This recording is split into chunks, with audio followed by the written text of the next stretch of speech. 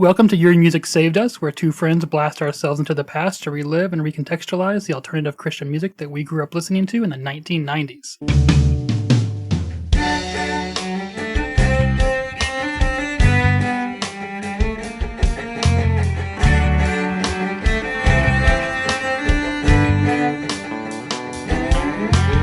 My name is Clifton, and I'll be your host. Joining me today to tell us definitively what is in the pot, Jay.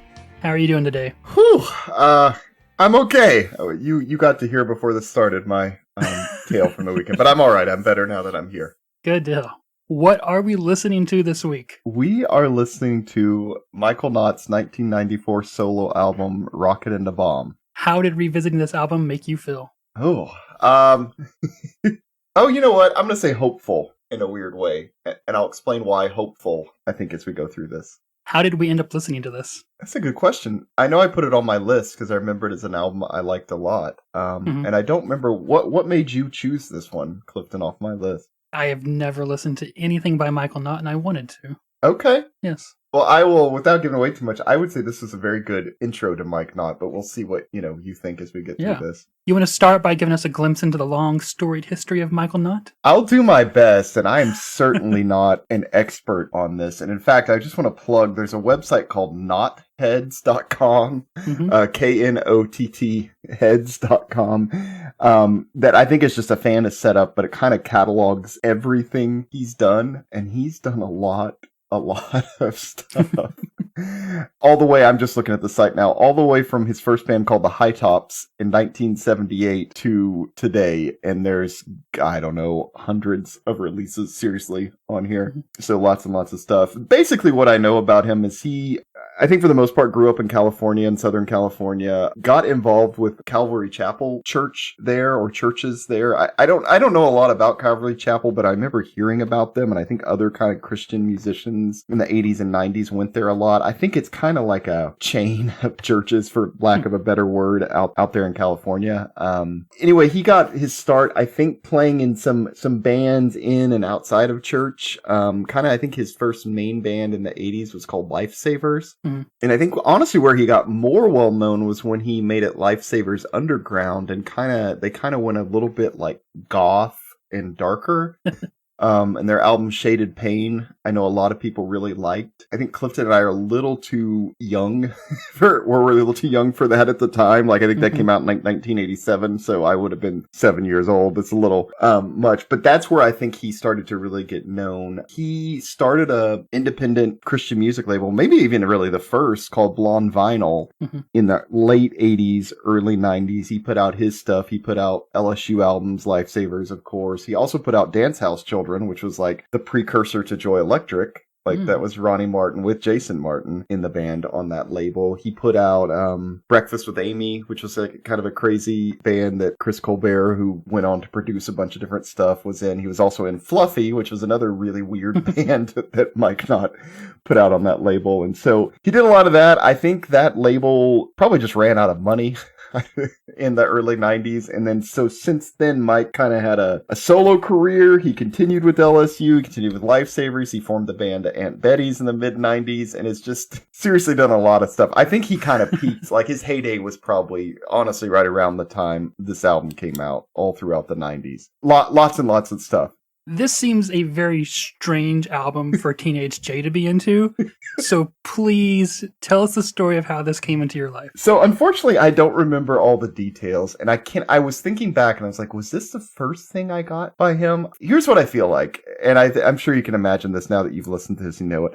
I think what happened was I saw this just sitting on a shelf at a Christian bookstore. It had probably been there a while. Okay. Kind of thing. And I think I may have already heard his album on Tooth and Nail. I think I also had LSU's Grace Shaker, which I want to talk about later because it came out the exact same year as this. But I think I came to this maybe a year or two or even 3 later after it came out, and just knew about him from the other stuff and kind of saw it. It might have even been on sale because it had been sitting there a while, and was like, oh, pick this up. And then listening to it, you felt bad for the CD. Right. Yeah. Because it's not, I mean, he does his own artwork. It's not a particularly amazing cover. It's not gonna like jump out at you when you see it with all the others. So anyway, I think I picked it up late and did not know what to expect. And even at the time, I don't think fully grasped what was going on in this album. How did you feel about it at the time? Was it a special album for you at the time? I don't think it was super special. In fact, I think I like it more now listening to it. But I did enjoy it, and I remember liking some of the catchy songs, and I spent some time trying to figure out what in the world he was talking about, because as we'll get into it, you'll see the world he's talking about and the world I lived in, and probably the world you were living in, were very different. Oh, yes. So this was like a peek into something that I had no idea about. Right. So again, I don't think I fully grasped what was going on here at the time. Do any songs stand out from your memories? Yeah, a lot of the kind of more storytelling songs did, and those are the ones that, I think I still like the most out of this album. Like, I remember Kitty, like that one, I don't think you can forget, or Jay and the Weatherman, or John Barrymore Jr., Bubbles, like all those. Okay. They're just so easy to remember just because of the imagery, and also they're pretty catchy. Before you listen to it again, did you have any expectations that you're going into it? I remember liking it, and I remember feeling like it would hold up. And I'll be honest, I've listened to this off and on between, the 90s and now. Not a lot, but yeah, I had high expectations, I guess. Did it stand up? I think so. In fact, I was like, to be really honest with you, as I was listening to it, I was like, how the hell did this get released in the Christian market? And because some of the stuff that I hadn't really paid attention to, I was really like, what? There's like pretty strong hints of suicide in some of these songs and stuff. Like, kind of shocked that this was just sitting in Christian bookstores. That's kind of my first impression of this album. Things like this are curious to me because I'm not surprised that it was put out by Brainstorm. I'm more surprised that it made it to the shelves of Christian bookstores. Me too, without like a warning label or something. Warning, this talks about real life. This is not a song I really put on my list, but just to give you, if people listening have never heard this, in the first verse of the song, Serious, he says, "Someone give me a gun, someone give me a shotgun. I want to end it if I can't learn to supply." Okay. Yep. That's not what you would normally hear. Yeah, this is definitely kind of a different beast. I really did enjoy listening to it just because it's not at all some of the stuff we've revisited on this podcast. It's very, very, very different. Very different. Anything else you want to talk to before we jump into the album? No, and I hope we'll circle back to this, but I'll say, honestly, listening to this has made me want to explore more of his work. That's not true for every album we do. And I have kind of dug back into the stuff that came a little before this, because again, I was probably too young to appreciate it. And it's been, like The Great Prophet, for instance, it's been pretty interesting to look back on. So positive feelings about this, and it's made me kind of really look at the rest of his work. Yeah, you had me listen to a couple songs from an LSU album at the release the same year, which honestly didn't sound like the guitar style was a little different, but didn't sound different than this album. And so I was just curious how he chose to release his different recordings under different names. Yeah, some of it's clear. Like, he's talked about he always had like a quote unquote secular band and a Christian band at the same time. So he had like Bombay Babies in the 80s, and then he had like the Aunt Betty's in the 90s. But you're right, it doesn't make sense for like this versus that LSU album, Grace Shaker. They're not drastically different, other than the LSU one is maybe a little more rock on some of the songs. Yeah, I don't know why he chooses to use his own name on some, why LSU on some. Lifesavers is a little more surf poppy, so that one makes a little sense, but the rest, I don't know. All right, let's jump in then. Start with Jan the Weatherman. Yeah, so this song, well, if you haven't heard this album, basically half to the majority of the songs are about real people that lived in an apartment building he lived in Hollywood. And I think in like the mid 80s, it was not when he wrote this. It's like memories he had of people. And from the interviews I read and listened to with him about this, it sounds like they were all, this is pretty real, just straight facts. Like, he's not really imagining stuff in these songs. So I guess we've got this guy who talks about the weather a lot in this song. Yeah, it struck me that he probably wasn't a weatherman. Right. Yeah.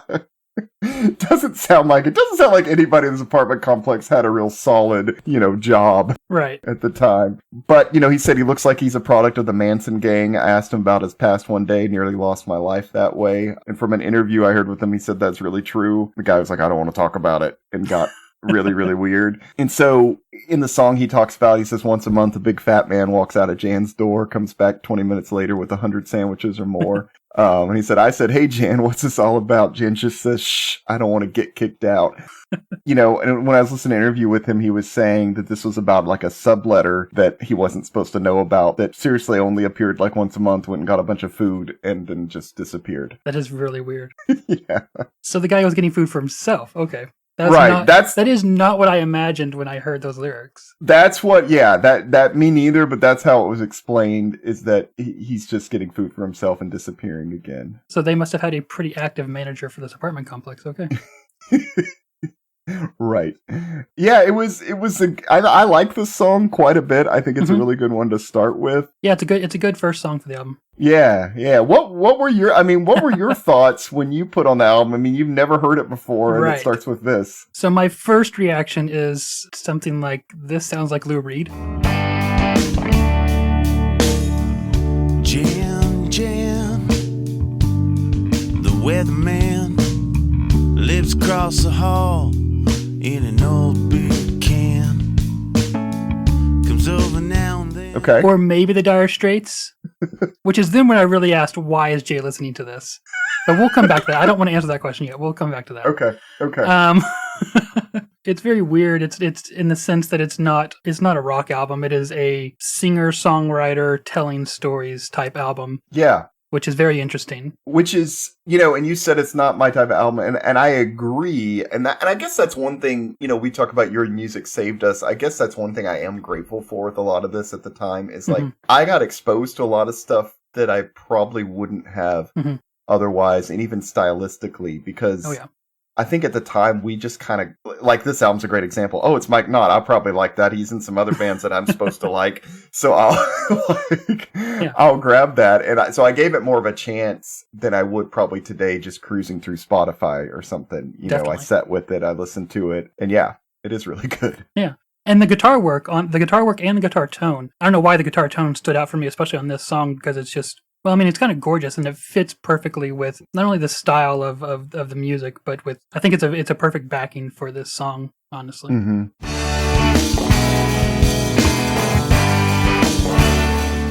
I think the next song I had was Jail. And this is the only song I really wanted to talk about that's not, I mean, we can talk about others, but that's not like more of a storytelling. Right. I shouldn't say storytelling, I guess about characters in his apartment. This one I like because it was like, oh, damn, he's either really been to jail or he has a really good idea of what it's like. I mean, he talks about the public defender, all this stuff that I thought was really good. But yeah, I like this song because when I first heard it, I don't think it really registered what all was going on in this song, or I thought it was metaphorical or something. But when I listen to it now as an adult, even though I've never been to jail, I'm like, this guy knows a lot about the workings of everything. Yes. I bet he's been there. It's also not metaphorical. You're right, at all. No. There's just some direct questions that come from this song. Yeah. Yeah, I mean, he even says, strip down naked as fast as you can, take a shower with another man, come back, pick up a jumpsuit, slip into a pair of pants. Stuff that I'm like, again, I don't know how this made it in the Christian market. Yes. At the time. Smoke another cigarette is kind of part of the chorus. It's interesting. I do like it. It's honest. He says, what am I supposed to learn? I haven't learned it yet. Which, if you wanted to get really deep, you could take as kind of a critique of the overall like criminal justice system in this country. I think that's exactly what it is, right? Right. I mean, I took it as more personal with him, but yeah, it's like, what value is there in this? Yeah, so I mean, it's first off, it's a very upbeat song that has some opening oohs and stuff like that.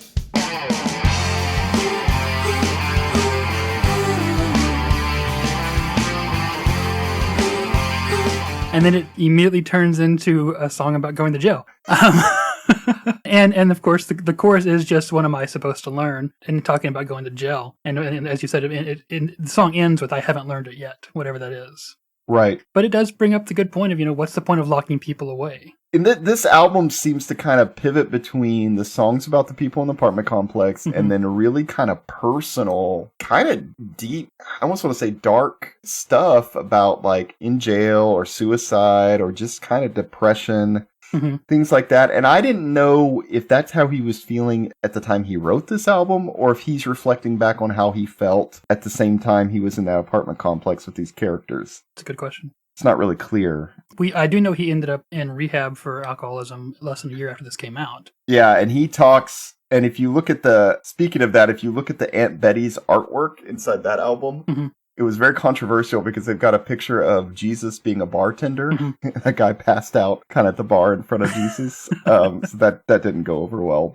He's definitely fond of drinking, and I don't know if he did drugs or what else, but yeah, it's interesting. What am I supposed to learn? I haven't learned it yet. Smoke another cigarette. Yeah.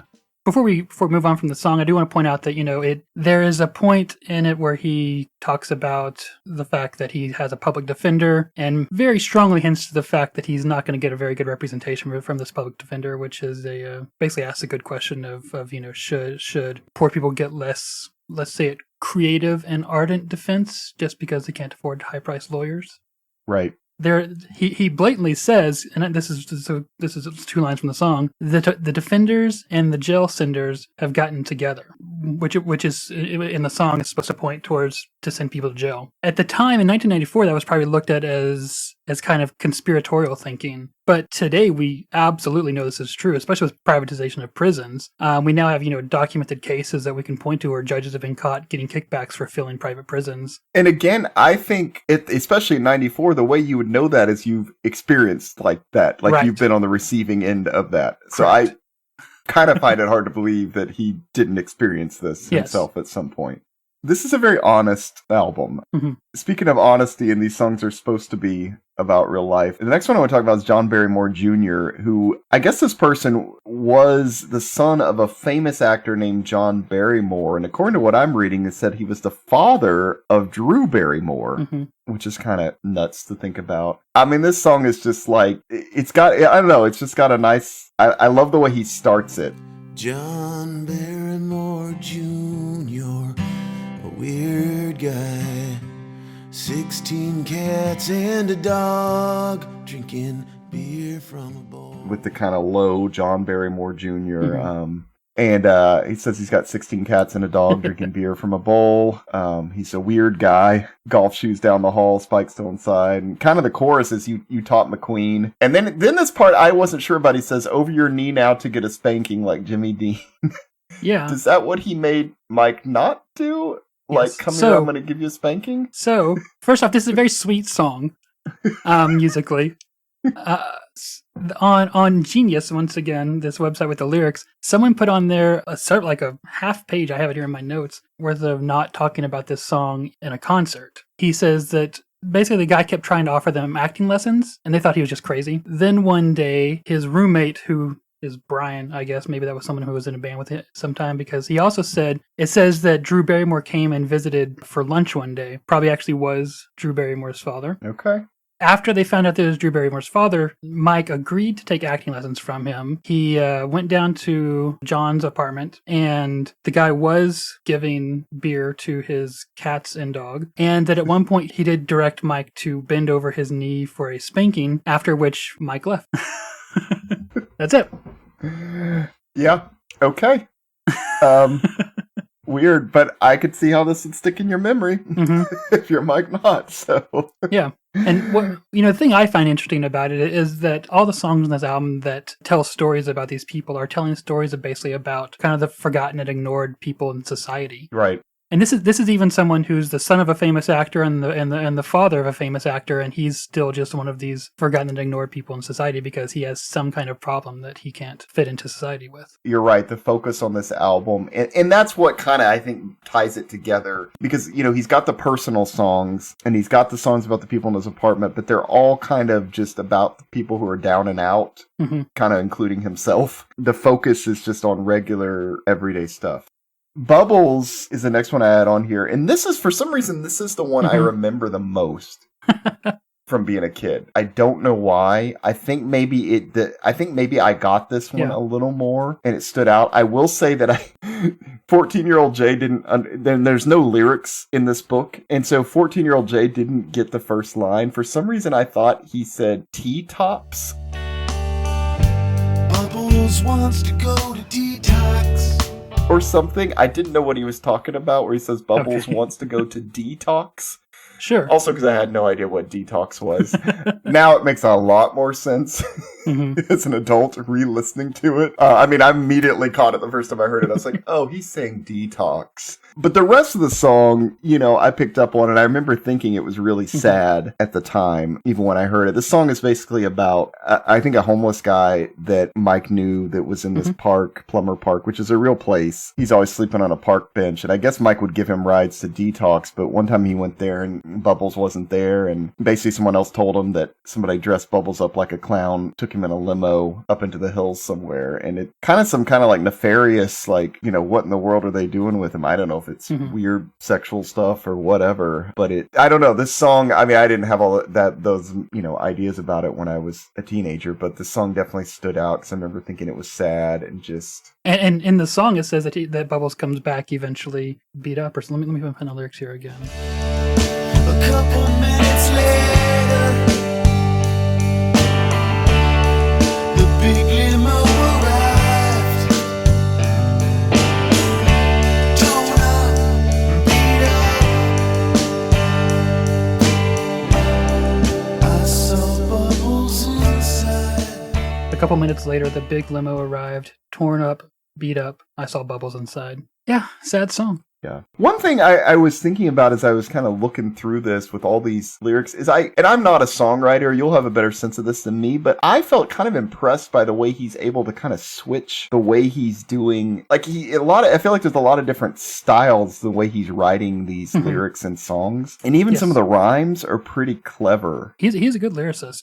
Yeah, some of this is a little simpler, but some of it's like, man, that's like, yeah, you did some good work. That's pretty clever the way you kind of rhymed stuff and laid it out. On this song, the style of the album changes. Not a lot, but significant. Like, tonally it changes. Knott starts doing something different with his vocals, whereas the first part of the album is kind of a pseudo-talking, kind of a real warm voice. Whereas on this one, he's doing kind of a more distant, kind of almost yelling with his vocals, but he's not. Just a little more strained vocals. And the music also gets a bit harder from here on out.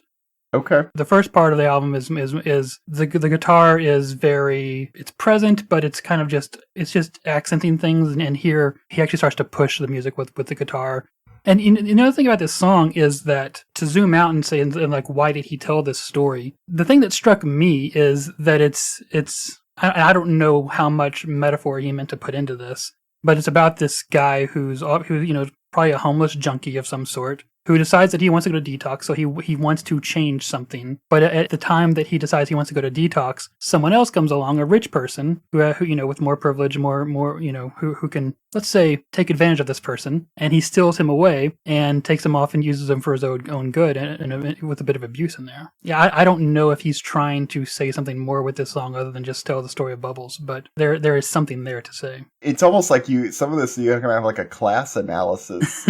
Yes. In these songs. It sounds funny, but you're making me think. And what's really interesting to me, and I've never been there, don't know, but I'm just thinking like the church he was at, Calvary Chapel, I'm imagining that's kind of more typical evangelical, probably kind of middle upper class. Right. Not these kind of people going there. And so I'm wondering, like, what tensions did he feel? I mean, I know he talked about some tensions he felt with that church early on because he danced around too much on the stage at some show in the late 80s and wasn't allowed to play shows there for like 2 years. I think he tried to do a backflip off the wall or something. I don't know. He got way too into it. But it makes you also wonder if some of the stuff in these songs, because this is definitely like real life stuff he's talking about. And I guarantee you, I'm strongly assuming most of the people in that church did not have experience taking homeless people to detox. Yeah. Yeah, his life experience is maybe, I bet you there's some tension there between his life experience and what he's experiencing in the evangelical church at the time. That's interesting. Let's talk about Kitty. This is one where the songwriting I did think was a little clever. If her name is really Kitty Courtesy, I mean, you think, how am I going to rhyme that? But then he says, won't you please show me with the courtesy? I thought it was pretty clever. Yes. And just the whole time, the suspicion about what she's cooking. So if you haven't heard it, basically it's Kitty Courtesy, won't you please show me what's in the pot? And then he says, it smells kind of human. Tell me that it's not. Basically, the story is that this kind of old, scary woman evidently used to have a husband, but doesn't now. And every time she cooks, it smells really, really bad. And he gets dry heaves and the smell ventures down the hallway. And it's just a worry that she's cooking humans. I think he likes this song a lot, too. This song reappears, a slightly different version on the Aunt Betty's album. Pretty much same song, though. Yeah. And I know he still plays it a lot. And it's a clever song and it's funny. It's clever. I can see why, teenage Jay liked this song. This one, right? This makes more sense to me than most of the songs, I would say. The title track is the last song on the album. So I'll say, listening to it even still now, I don't exactly know what he's talking about the whole time through this. To me, this is an interesting song because the rest of the album, it's pretty clear what he's talking about. The two people we haven't talked about, Adrian and Skinny Skins, those are not as clear, but you still kind of can make some guesses. This song, it's like, not sure what you're doing with this. The chorus is, and this is what really stands out, he says, all I ever wanted was a good job and some bus fare and a rocket and a bomb. And I heard an interview with him, and he said this was meant to be really tongue-in-cheek when he wrote it, saying like, okay, of course, I just want a good job and some bus fare. Oh, and it'd be really nice to have a rocket and a bomb, too. Like, knowing that that's ridiculous, I could never have that. And he said, the problem is now, he said, it's such a different world that people can actually possess those things. That he's like, I probably wouldn't write this now. He said also that, like, when it says Mr. Bill, is there a Mrs. Bill? That was a reference to Bill and Hillary Clinton at the time, which I found interesting. Some of these other ones, I wasn't sure what he's talking about. It seems kind of like he's kind of evaluating his life up to this point. Yeah. Have I really been successful? The weirdest one to me is Mr. Bank, is there a Mrs. Banks? Is she the one who turns the crank? Right. I don't know what that means. And then he says, is there a Mary Poppins still? Because, it was the Banks that Mary Poppins lived with. Oh, okay. I didn't know that. So that's, it was Mr. Banks, I'm pretty sure, was the dad. But you're like, is he really talking about Mary Poppins? Like, what?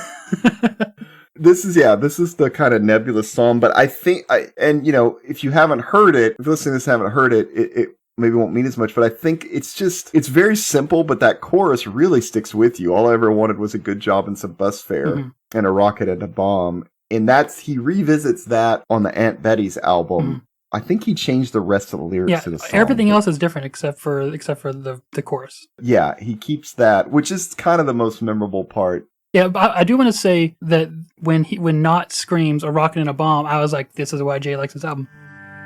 A rocket and a bomb.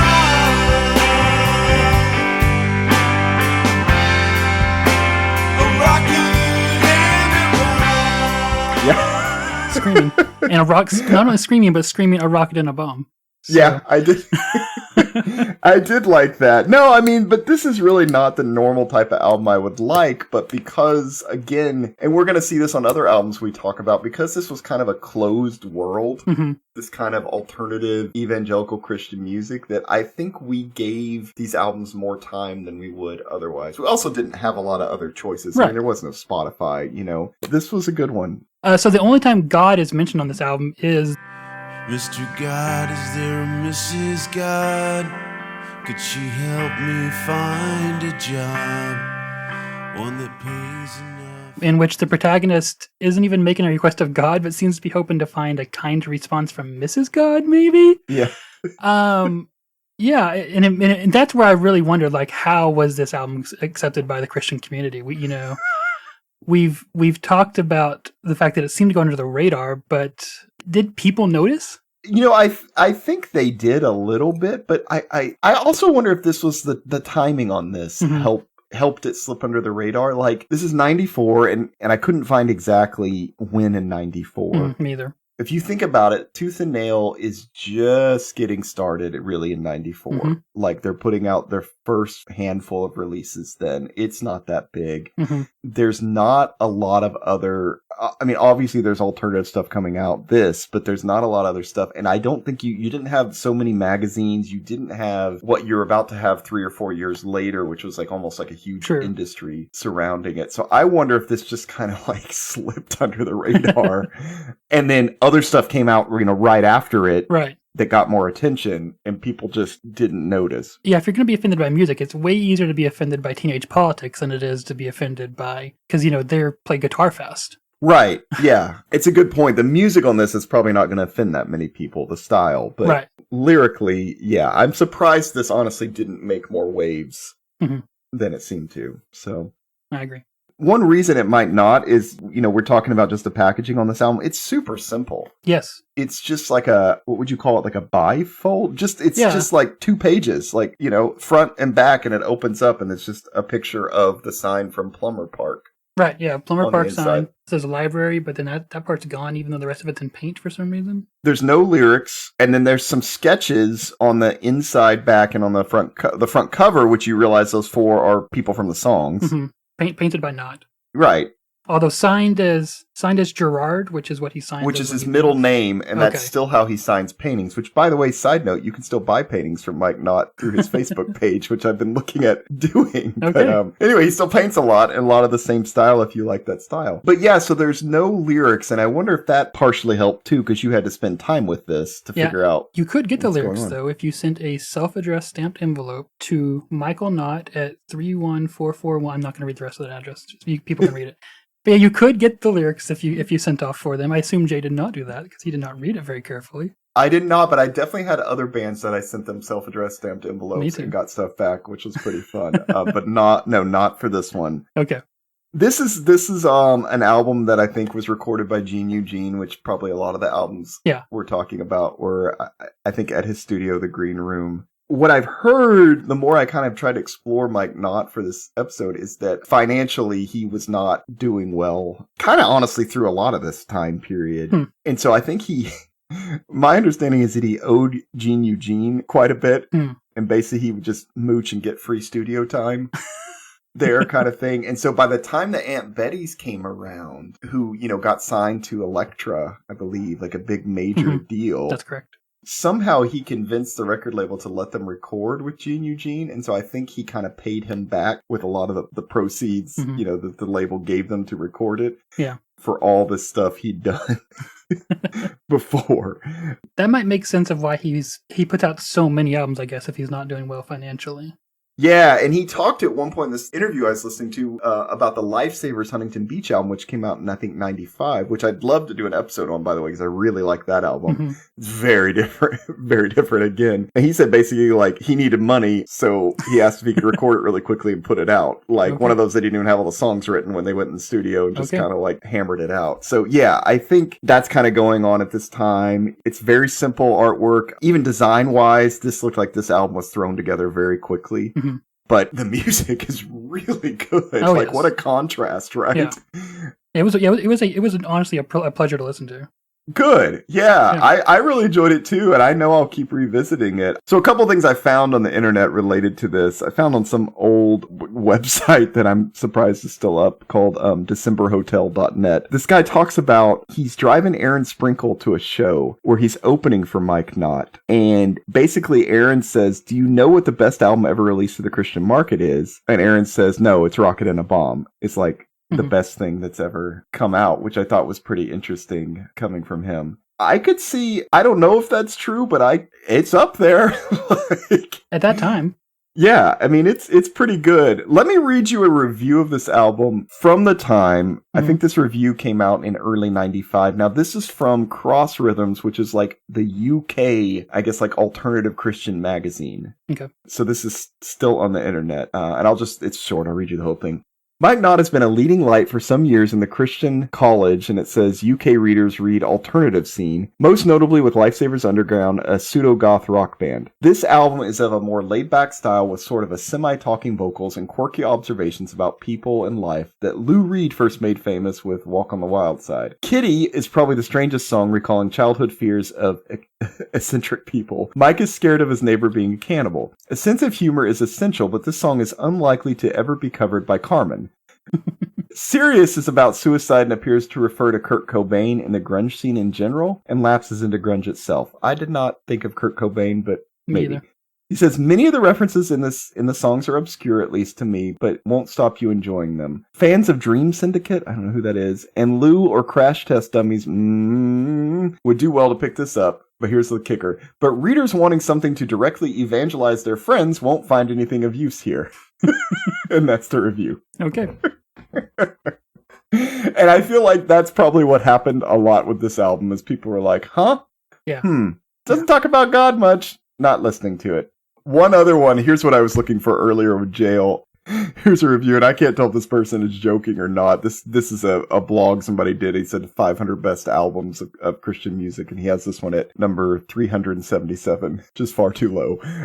But he says, Jail is either a metaphor for the spiritual prison all of mankind is trapped within, and our unsuccessful human attempts to appease the Lord or / judge with our works and ingenuity, and our depraved nature's inability to do that which is right, even when presented clearly in front of us, or it's about a guy in jail. I'm going with the second one. Yeah. It is pretty explicitly about a guy in jail.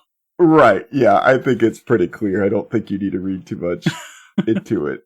If it's okay, I want to talk about those couple other songs. Yeah. I sent you. So the same year, and I don't know what was first, I don't know what was recorded first, but LSU puts this album out called Grace Shaker. And it's another one that I had, and I don't remember. I think I got it before I got this. But the first song on that album is called Double. And like, it's another one like, damn, it's just straight up about sitting at a bar. Yes. Drinking and thinking about your life, and then basically making a guy miss his shot on the pool table, and you have to spend your money buying him a drink, and he says make it a double, and that's why it's called Double. It's no, being an adult now and listening to that, I'm like, oh, this guy really went to bars. Like, This is not some made up thing. He paints a very clear image of what it's like. And it could kind of fit on Rocket and a Bomb. I guess maybe it's just, it's similar enough in theme and style. I think it could fit. He maybe just never found a place for it on there. But I thought it was really interesting. And I wanted to contrast that with the last song on Grace Shaker, which is Christ Saves. And that one is obviously very explicitly Christian. But I feel like that kind of highlights Knott's maybe like worldview or view of God. It's just like, I'm a really screwed up person. I've got lots of problems, but like Christ saves. Which me as a 40-year-old adult now listening back, I can personally now relate to that view of Christianity a hell of a lot more than I could like the evangelical world. Well, now or at the time back then. Like, to me, this is a much more like appealing version of Christianity because it's very real. And very open about issues and problems, and not trying to hide anything. No, I read some interview with him somewhere. I forgot where I saw it, where he said that, you know, about his faith, that he has a relationship with Jesus, and it doesn't make his life great, and it doesn't make his life horrible. I saw something else he said somewhere, and I'm gonna not quote him exactly, but do something like, "Yeah, I love Jesus, and I also love to drink and smoke," or something. But I found that pretty refreshing step away from a lot of the stuff, honestly, we're going to be talking about on here. You know, this was a nice break from some of that stuff. Very different. And then I wanted to bring up the Aunt Betty's album. It might be a fun one to do at some point on here, too. Kitty is on that album, and Rocket and a Bomb is on that album. And to be honest, I kind of like that version of Rocket and a Bomb more, also just because it's like a lot more rock. That whole album is a lot more rock and roll than this one. That song on that album, at the end of it, he just keeps saying shit, like over and over. He keeps repeating the word shit, which that one did make waves a lot, even though it wasn't released in the Christian world.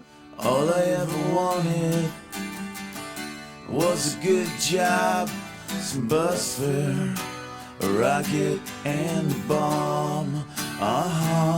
Yeah.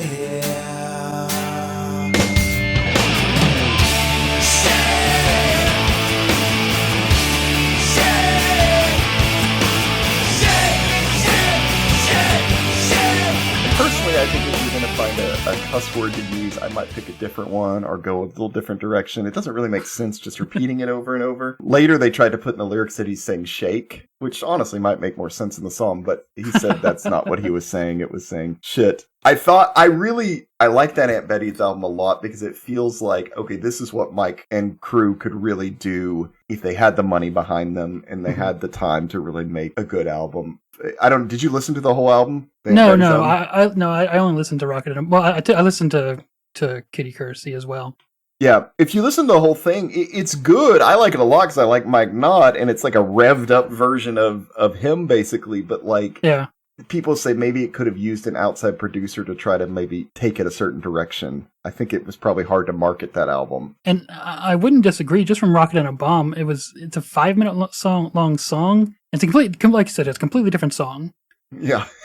And it's this like 90s kind of hard rock kind of thing. Right. And it just, after a while, for me, it was just boring. Like it could have been a 3.5 minute song. Yeah, he gets going with like a guitar solo and some like, it's...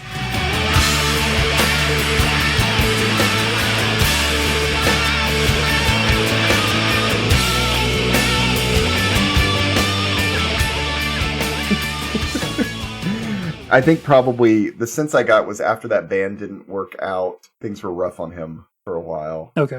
But he put out a lot of other good albums in the 90s. He had one called Fluid, a solo album. He had that Lifesavers, Huntington Beach album. He had some other stuff later I didn't listen to as much, like Dogfish Jones with LSU. And he had the album, which we should talk about sometime, Strip Cycle, on Tooth and Nail. Yeah, next year. That was really good as well. So as we've already discussed, lyrically this is very different from other Christian music of the time. We've talked quite a bit already about the holier-than-thou attitudes of a lot of bands, whereas this is honestly quite the opposite of that. This exposes listeners to kind of the struggles of the poor and ignored in society. What effect, if any, did this have on you at the time and into the future? Yeah, it's a good question. I would like to think it had a profound effect on me, but I don't really think it did, unfortunately. Okay. At the time, I'm just being honest. I wish it maybe it had more. I think probably listening to it, I was like, oh, surely he's not actually talking about that. Or he didn't really experience that. You know, he's writing in a persona or something. Yeah. But I think, looking back on it now, the reason I said this album makes me feel kind of hopeful, I guess, is I think he deserves a ton of credit for just a lot of the work he did. Like, I guess what I'm saying is think about if he had not existed, where Christian music might have gone in the 90s or even be now. Yeah. Because, you know, finally you've got this guy who's like not afraid to talk about this stuff, really putting it out there. I watched some old footage of his band LSU at Cornerstone and like they had some clips from 93 and I think even one from like 91. Mm-hmm. He puts on with that band a good show. Like, into it, like very just great showmanship. And so I think you had this real honesty, these guys who were really good musicians who really felt it, and I think that really influenced so much of the music that came after it. I mean, I know even Brandon Ebel talks about working with Mike Knott originally. I think he even used Mike Knott's name on something just to get some credibility. So this is very interesting because I mean, Tooth and Nail literally might not exist in the way that we know it today. So when Brandon Ebel started Tooth and Nail, so this is coming from me having watched that Tooth and Nail documentary, No New Kind of Story. So I watched that a week or two ago, and when Ebel started Tooth and Nail, he's just some punk kid, who has very little experience. He's basically a radio DJ and has a little bit of experience doing basically album art and hunting down bands for Frontline. And so when he started Tooth and Nail, he actually got Mike Knott. He paid him, a few $1,000s at a time to basically pretend that he was the president of Tooth and Nail. So, for example, when they signed Wish for Eden, as far as they knew, they were signing with a label that Mike Knott was the president of, not Brandon Ebel. Exactly. So, and his label Blonde Vinyl really paved the way for stuff. I think it showed maybe this could. Yeah. Would we have a would we have a Starflyer? Would we have a Poor Old Lou without Mike Knott there? Right. Yeah, I don't know. Yeah, I mean, and so I think he's kind of an unsung hero of, alternative Christian music, and yet I mean, a lot of people know of him, but as far as like making enough money to probably live off of and other stuff, I don't think he really ever got there. But again, I guess I don't know if hopeful is the right word, but it made me feel better about kind of the direction of some things and how they went and how they still might go because of guys like this doing this and not afraid to be honest with things. What, you want to tell us where Mr. Knott is these days? Yeah, so as much as I can find out, he still lives in Southern California. He's still doing music. If you follow that Knothead site, he is doing all kinds of stuff right now. It looks like some still, local stuff, still doing stuff with LSU. He's putting out old demos. It looks like Aunt Betty's Ford still coming out. Like, he's still doing a lot. He paints a lot. And again, the only place I can find it is from his Facebook page. He's got like an email address on there, and you can message him. I saw that back in 2014, he did a 20-year anniversary edition of this album. Yeah. So he's still playing a lot. He's still doing stuff, which I think is pretty cool. I don't know if he has a day job either, if he's just doing this and painting, but that seems to be where he is right now. Jay, do you have an award for this album? I'm going to give this, and maybe this is more for Mike Knott himself, not just the album, but allow me to cheat a little. I'm going to give it like the Pioneer Award, just because I think he was brave enough to step out there with something like this and put this out there, because as we've talked about, this was definitely not at all what was normal in the scene at the time. And so I'm impressed that somebody was willing to kind of put themselves out there with something like this and be open and honest. And again, I think it paved the way for a lot of people after him. And now, the moment we've all been waiting for. Jay, what was in the pot? It was definitely her husband. I just assume that it's like curry and they're super racist. No, I'm joking.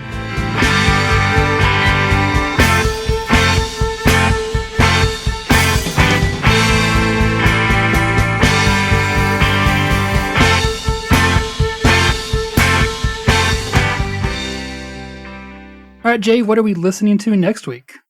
We are listening to Rainy Days Homecoming album from 1996 on Alarma Records. Nice. I still remember this album. Here we go. You ready? Mm-hmm.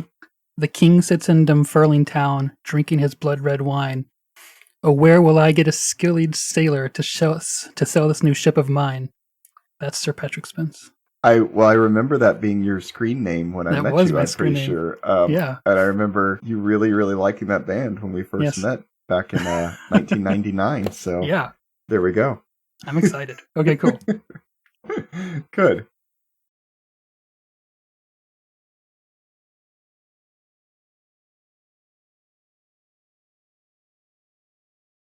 Thank you for joining us for another episode of Your Music Saved Us. If you enjoyed your time listening to us, please leave us a review or share this episode on social media of your choice, where you can also follow us at Your Music Saved Us. The music in this episode is the work of Michael Knott and is used with apologies, not permission. Thank you, Jay, for introducing me to Mike Knott, and I look forward to doing Rainy Days next week.